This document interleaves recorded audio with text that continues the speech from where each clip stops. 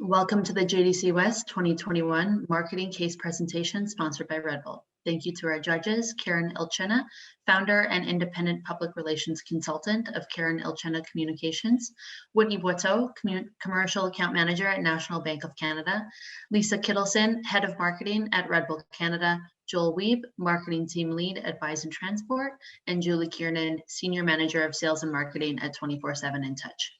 Competitors will have a maximum of 20 minutes to present. Immediately following the presentation, judges will have a total of 5 minutes to ask the presenters questions. I am our academic moderator who will be timekeeper and control the overall flow of the presentation format. Time intervals will be noted in the Zoom chat by myself, beginning at the 10-minute mark. Following the presentation, I will facilitate question and answer period. Judges will indicate their intent to ask a question using the hand raised function, which I will call on them to indicate the next question. No questions or comments will be permitted from the audience at any time. The audience is also prohibited from communicating to the presenters in any forum, including the Zoom or via any other mediums during the presentation or question period. You're an observer. Please ensure that your camera is off and your microphone is muted. Once the question period has completed, the Zoom meeting will end. Competitors, you are free to begin your presentation. Yeah, I'm just going to screen share now.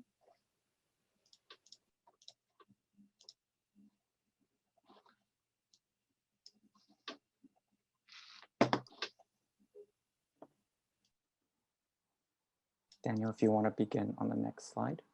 Okay, for sure.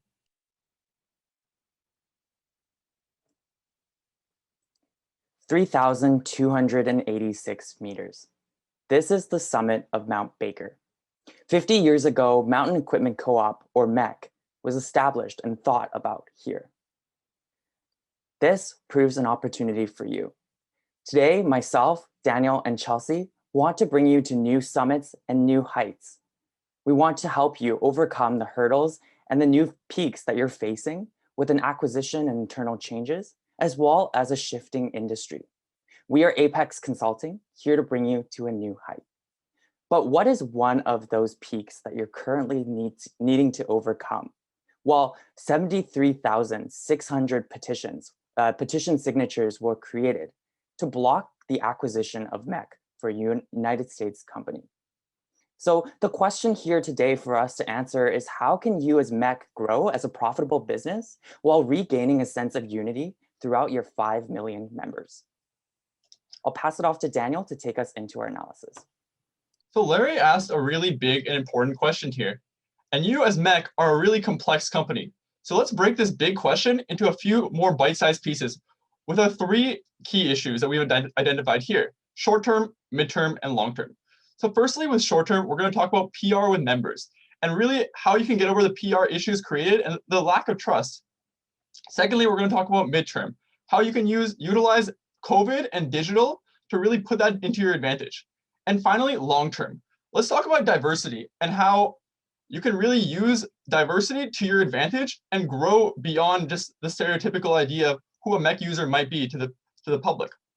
And so this will bring us into our 3 recommendations, which Larry will talk about later today. And for our final goal, to lead MEC to the forefront of every Canadian's physical activity. MEC should be a staple, and that's where we're going to lead it. So let's start with analysis and talk about these 3 key issues and start with the short term. So let's talk about PR with members, and let's start with the previous perception before this big acquisition. So previously, you were known as the change makers of the wilderness exploration. MEC has an extremely strong CSR, corporate social responsibility, and everything you did was aligned to your values. The $44 million to charity you donated, every piece of clothing past the warranty being donated to charity to people. And so what this really had people think is that customers were supporting a circular initiative that supports their community. Every dollar that goes in comes out in some way to the community. And so overall, you were growing the outdoors. So consumers felt a sense of unity when purchasing at MEC, and that was really important to them. But currently, there's a bit of an issue. Because of the new acquisition, you're perceived as a profit-driven, and that can be seen as a problem.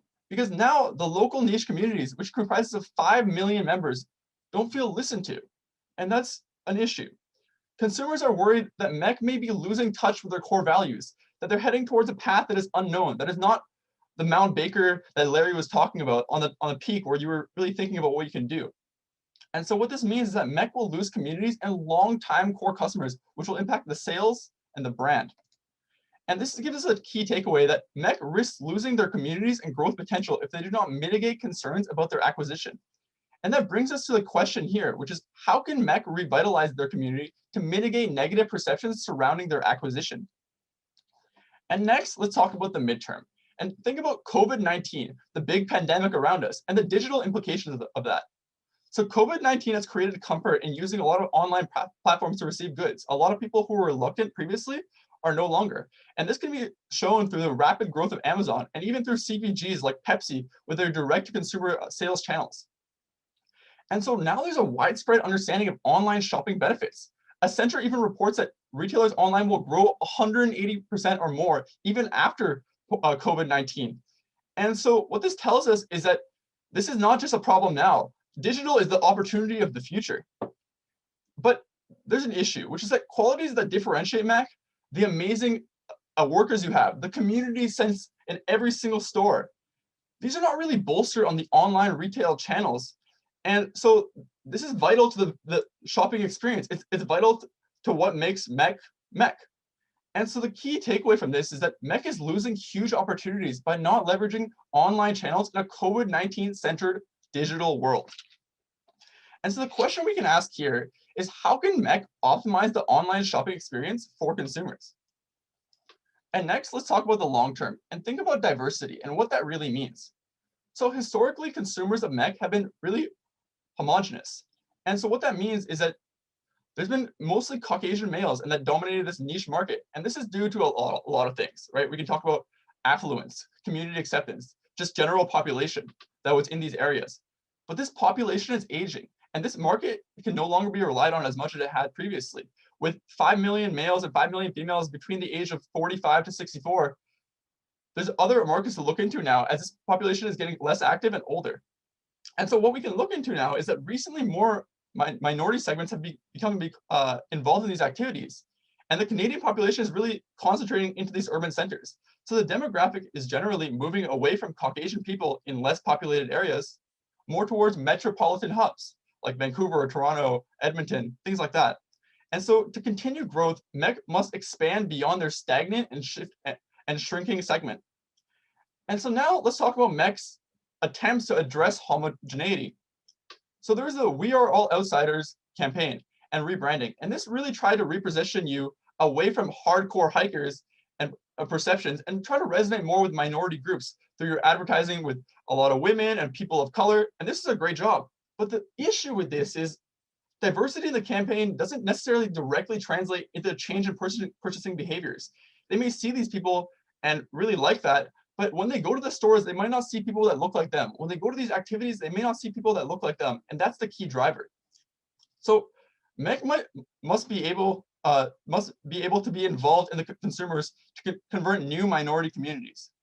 And so let's meet someone who's representative of a person in these communities. Let's meet Minnie. Minnie Gonzalez is 26 years old. She's an immigrant from Mexico, and she has a young 2 or 3 year old daughter. And so if we think about her demographic, she lives in an urban center. She lives in a city like Toronto, and she loves physical activity and spending time with her young daughter and loves doing activities that relate to her. But her major pain points is that she thinks MEC is for pros. She sees the crazy rock climber, the people who have been rock climbing since they're 4 years old or skiing, and she doesn't resonate with that as an immigrant from a hotter country like Mexico. And so she thinks, another thing she thinks is that equipment is only used in these big cities. Equipment cannot really be used in these big cities. It can only be used in like other places. And so another thing is she doesn't really see people or kids that look like her in these stores. So maybe she sees these ads, but she doesn't think that's really representative of what the actual experience will be. And so the key takeaway from this slide is to achieve success in the long term, MEC must address generational beliefs felt in minority consumer communities. And the question that we can ask here is, how should MEC position themselves to eliminate minority consumers' hesitation with the activities associated with MEC products? And now I'll pass it off to Larry to analyze the alternatives and get some recommendations to really help alleviate and solve these opportunities and issues that we talked about today. Absolutely. Thank you, Daniel. 3,286 meters. This was the peak that you were standing on, but now there's a new mountain to climb. And with our recommendations, we are sure that you are able to surpass that peak. But first, let's evaluate some alternatives of strategies that you can take as ways for you to climb and escalate your business. So we've identified 3 key decision criteria for you to evaluate these alternatives on. The first is the alignment to community. Daniel mentioned that you have such a rich and diverse community that you can tap into. We want you to be able to really hone in on this here. As well, feasibility. How are you going to implement this? And how is this going to come to life? And then finally, long-term sustainability. Are you going to be able to maintain this for 5 years, 10 years into the future? We've identified 3 alternatives as well. These are mainly related to your positioning and how you are going to cater yourself to customers and consumers. So the first alternative is to return to the hardcore hiker positioning. This is what you had before, and this still does align with some of your community members, especially those in the cooperative program. But it doesn't really have a long-term sustainability. As Daniel highlighted, there are changing demographics in your consumer base and across Canada. We want you to be able to capture them. The second alternative of maintaining your current positioning of we are all outsiders. This shows some great feasibility as you've already created all the campaign materials, the branding and signage, but it doesn't really have that alignment. Consumers still aren't feeling represented. The long-term sustainability of this is not as great. And then finally, the last alternative is to reposition MEC altogether with a new statement. This has great alignment to community and proves to have long-term sustainability as well. We've identified this strategy as your way to really reach those new summits. And with that, let's dive into our recommendations today for you to be able to climb to new peaks. Going into our recommendation overview, we want to address the 3 questions Daniel brought up in our analysis of how you can address your short-term, mid-term, and long-term issues. With the short-term, we have a We Hear You PR campaign to really alleviate your consumers' concerns. In the mid-term, we want you to bring in online Mexperts. And in the long-term, we have you positioning yourself as an ongoing outdoor, has no boundaries, ability and capabilities and activities. So diving a little bit into our first recommendation with the consumer that you currently serve, hiker Henry. He's a part of your co-op. He's 45 years old and he loves hiking and climbing, but he's a little bit concerned about you and potentially you slipping a little bit away from what you originally were established for. So introducing our campaign of We Hear You. Going into this campaign, your key message is that MEC is committed to the community. The objective of this is to restore your faith in the MEC consumer base. And the target audience is consumers like Henry, who are part of your co-op and really have those concerns that you need to address. So what does this recommendation compose of? Let's look a little bit deeper into that. There's a short primer video and a video on addressing the concerns that consumers have. The overall impact of this is that your consumers are able to understand that MEC, as the company, are willing to listen to their concerns. There's going to be an online feedback portal for consumers to express their concerns. They'll be able to feel like they're making a tangible impact with their feedback. And then finally, there's commitment statements and ongoing progress reports to show that not only are you willing to listen, but you are dedicated to making change. Now, going into our second recommendation for you as Mexperts to really leverage your online channels. What are Mexperts? We want you to introduce new online engagement tools to really leverage your e-commerce channel. The objective of this is to increase traction and usage of your online space. And the overall impact of this is 50 video consultations per week. But what are video consultations? Diving a little bit deeper into that, there are 2 components of this recommendation. First, the Mexperts consultations. This is where users and consumers can log into your e-commerce site and actually hop on a video call with one of your MEC employees who can walk them through all of the different things that they might be concerned about in purchasing a product. This allows you to recreate that in-store experience for consumers who might be a little bit hesitant of shopping online. The second component is Mexperts Anywhere. We noticed that you currently don't have 24/7 video or text chat on your online channel. We want you to implement this so that consumers can reach you anywhere and anytime. Now, diving into our long-term recommendation, we want you to look into repositioning and providing long-term growth for your company. We want you to position with the statement, outdoor has no boundaries. In the short term, you'll reposition your company and you'll be able to have more relevance as you have targeted these urban centers, but also those more rural areas. And in the long term, we want you to dedicate yourself to committing ongoing activities to really bridge the gap for minority and underrepresented groups in different sports. So what does this recommendation look like for Minnie? Minnie is concerned about her city and about how MEC might be too extreme for the sports that she is interested in. This new positioning caters to her. It shows her that even in an urban center, she's still able to capitalize on MEC's offerings. She's also concerned about her daughter's future. She doesn't know what she'll be doing, what sports she'll be playing.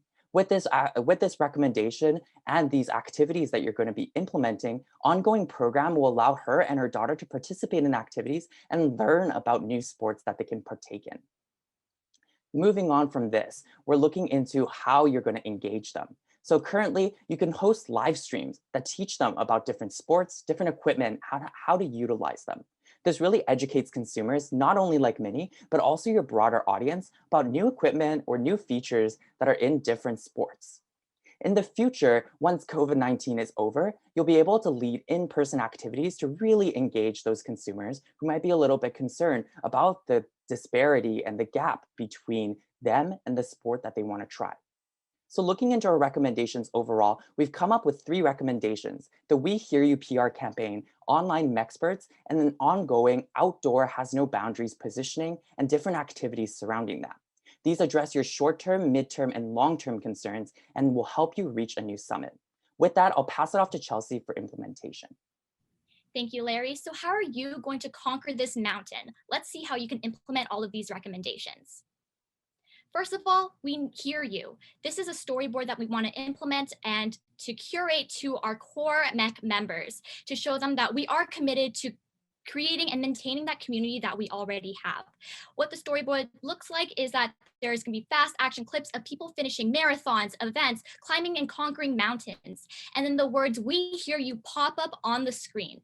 And then as well, we want to go over the commitments that MEC has and how they're prioritizing it. And then a call to action will be swipe up to learn more with the MEC logo popping up.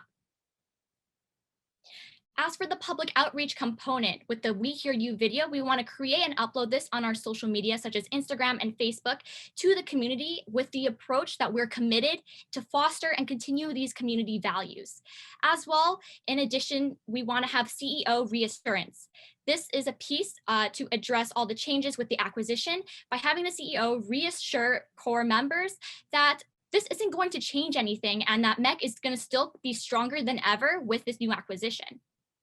As well, to outreach to MEC members, we recommend for you to have an email where you have the We Hear You and CEO video, and then as well as feature a feedback portal on your website so people can engage in conversation.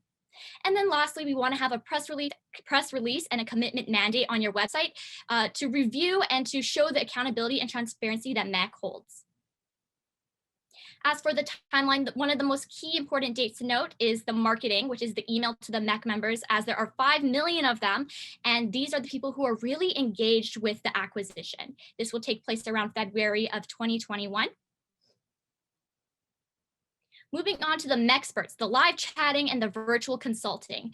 This is essentially the first step that can foster that community presence online. So for the back end portion, you want to hire and train these consultants so they're able to have these live chats 24/7 and as well as video consulting by appointment. So how this will work is to put out call to actions on different websites such as LinkedIn and as well as Glassdoor to hire these key consultants.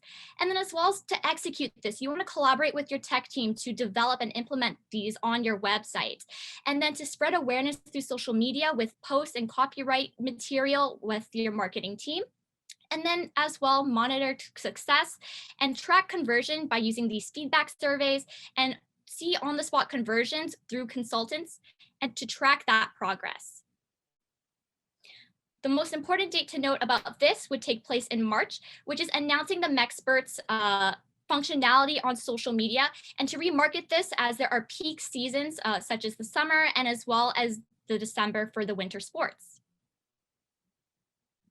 And as well, let's focus on outdoor has no boundaries. This is something that you want to implement long-term, and this is an ongoing initiative to show that not only are you committed to your values, but you want to foster communities beyond your current segment. As for storyboarding, you want to focus on the current trends in the industry as well as activities that are rising in popularity. And then you want to have a spokesperson who hosts these live streams that are going to represent all Canadians. As for going live, you want to have a tech team that's on standby and to monitor a live chat for progress. And then outreach would be reaching out through targeted ads on dense populations such as Toronto and as well as Vancouver. And then a call to action would be swiping up to be the next outdoor explorer. A key milestone to note for this would take place in March, which is the targeted ads on social media and the live stream, which takes place in March. As for a 5-year outlook, this is what it looks like, and we can go more into it during Q&A. And as for consumer journey, the consulting piece is very important, which we will also go into during Q&A. As for cost, total cost will be $1.5 million, and projected revenues will be $6 million. As for risk and mitigations, one to note is feedback responses may be too slow. However, we can resend these forms through our email. Today, we covered some key questions that we want to help you address with our recommendations. We hear you, the online experts, and the outdoor has no boundaries positioning and ongoing activities. With our recommendations, we are confident that not only are you going to take from your original peak, but you're going to ascend to peak performance and new heights. Thank you very much for listening, and we are now open to questions. Judges, we will now begin the question and answer period. Whitney. I understand you didn't have time to go through the projections. Can you elaborate and give us a little bit of a detail on the projected revenue and some of the budgets? Absolutely. So let's first focus on our costs and returns. So we decided to allocate $1.5 million as we do understand your current financial position. And with all of these over the next 2021 year, we're expecting to divide a lot of our costs towards targeted advertisements. And this is what's going to really convert these new people to join the MEC community and to be aware of what's going on. So as we can see, the MECsperts will be around $2,000 for these ads, and as well as $350 for the outdoor exploration campaign. And then as well, if we look at the returns, the population of Canada is 37 million people. However, we allocated awareness to be around 6 million people after all of our outreach. And that's including these dense populations such as Vancouver having 2.5 million people and Toronto having 6 million people. So accounting for that, as well as the other streams such as our current MEC members, email outreach, we're seeing 6 million people. And then with the conversions after the live streams, the MECsperts, and as well as the PR, we're expecting a 2% conversion. So that will be 120,000 people engaged in a new sport or activity that MEC has pushed. And the average purchase for each consumer will be around $50. Of course, we do want to consider the long-time customer value that this holds. And this is a great opportunity for MEC to have these lifetime consumers.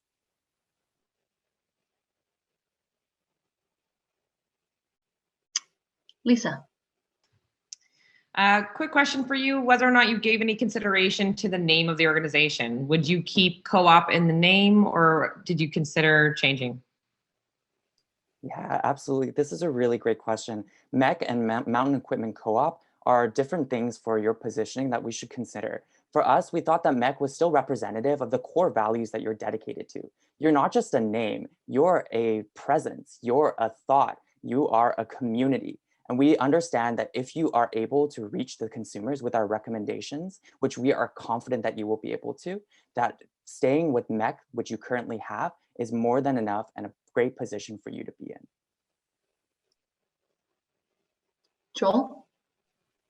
I'll maybe elaborate on Lisa's question there. If they're no longer a co-op, should you continue calling them a co-op? Yeah, so that's a good question. But the idea is to kind of shift away from like the full name and really embrace what MEC is as an idea. And so it's focusing less on, what it actually stands for, especially for new consumers and members, and more so the idea that Larry was talking about is so important. And so we don't believe that consumers will find it disingenuous or anything like that. As we're shortening it, it just makes it seem like MEC is kind of omnipresent in that way. I'm gonna go to Karen next, Joel. So are you still, I know you're still referencing them as members though, and if it's not a co-op, can you just elaborate a little bit more on that? Absolutely. So your co-op with the members paying the fee, we still want you to keep that in place as that is still a revenue stream that you can tap into. These co-ops, in terms of the members, you're able to reach them with different demographics and different outreach opportunities. With this, we want you to still offer the same set of different benefits that you're offering to your current consumers. With our recommendations, we believe that the consumers will still fulfill or believe that MEC is still a real co-op. And that there's community aspects where you are working together to become a cooperative. Joel? Sorry for grilling you on the name thing. I'll drop it. Question around your financials there again. You did a good job of outlining kind of long-term things, and I saw the diversity play was included in your long-term strategy programming, but I don't see that in the financials. Did you give consideration to that? So the 6 million people in awareness is including the new outreach that we have incorporated, including all the minority groups and as well as this targeted advertisement. As a lot of these dense locations such as Toronto and as well as Vancouver have a lot of diversity in terms of different ethnic backgrounds, this is accounting for that.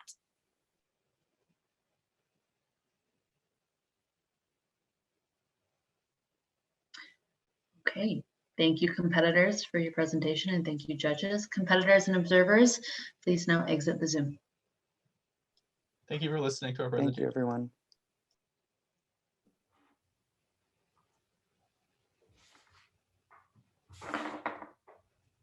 Is it just us? It's just us. And it's just us now. Just wanted to give everyone a heads up that there is a bit of a break now. So the next Zoom, well, the next presentation starts at 1:15 Central Time. This one will be closing down, so I would recommend that we'll all send a note to the IT team and we'll get the next one set up and ready to go. If you're able to join, just to make sure that you're in there, no tech issues, but then can take some time to debrief, grab some lunch, water, coffee, whatever you might need. I will not be with you this afternoon. I am running over to some other items that are happening for the event for the rest of the day, but there will be another moderator from the OC who will be joining this afternoon. So thank you for spending some time with me this morning, and I hope you enjoyed the rest of your presentations. Thank you very much. Thank you. Everyone.